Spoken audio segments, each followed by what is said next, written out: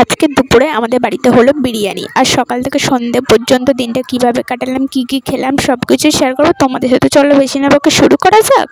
মন্দিরে যাওয়ার আগে প্রথমে গেছিলাম দিদার বাড়িতে, আর দিদার বাড়িতে গিয়ে দেখি কাজও কমপ্লিট হয়ে গেছে। দুটোর অ্যালবাস্টার তো পরশুদিন লাগিয়েছিল, আর কালকে বারান্দার অ্যালবাস্টারটাও লাগিয়ে দিয়েছে। যাই হোক, তারপরে আমি গেছিলাম অশ্বত্থতলা থেকে পুজো করে, তারপরে গেছিলাম মন্দির থেকে পুজো করে তারপরে চলে এসেছিলাম বাড়িতে। আর বাড়িতে এসে তারপরে বাড়িতে একটু আলু ভাজা ছিল। একদিন রাতে মা আলু ভাজা করেছিল, তো কিছুটা বেশি ছিল, সেই জন্য রেখে দিয়েছিল। আর তার সাথে আমি একটু পেঁয়াজ আর লঙ্কা কুচিয়ে নিয়েছিলাম, নিয়ে আলু ভাজা দিয়ে রুটি খেয়ে নিয়েছিলাম। সকালে খাওয়াটা তো হয়ে গেল, আর আজকে দুপুরে আমাদের হবে বিরিয়ানি। সেই জন্য বদ্দি কিছুক্ষণ পরে দেখি সবকিছু গুছিয়ে টুচিয়ে নিয়ে মাংস কষিয়ে বিরিয়ানি লেয়ার দেওয়া শুরু করে দিয়েছিল।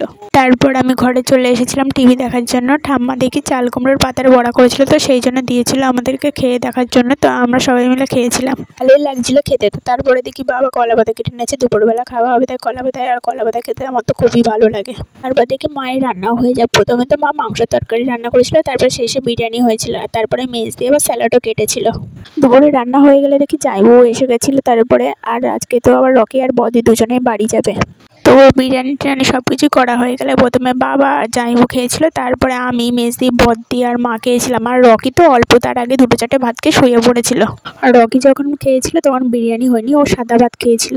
আসলে রকি আজকে ভোরবেলা উঠেছিল, সেই জন্য দুপুরবেলা তাড়াতাড়ি ঘুমিয়ে পড়েছে। যেহেতু এখন দামোদর মাস চলছে, সেই জন্য ভোরবেলা আমাদের বাড়িতে গোপাল নিয়ে কীর্তনের দল এসেছিল।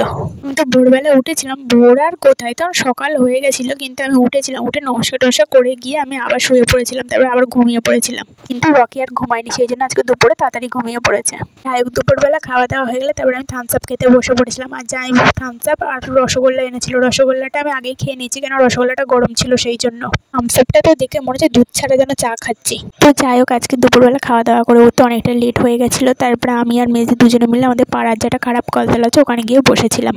তারপরে বিকালবেলা রকি আর বদ্দি জামাইবাবুর সাথে বাড়ি চলে গেছিলো, আর ওরা হচ্ছে সাজার জিনিসগুলো নিয়েছিল, সেগুলোও সঙ্গে করে নিয়ে গেছিলো। তো আজকের জন্য এতটুকুই, দেখা হচ্ছে নেক্সট ব্লগে।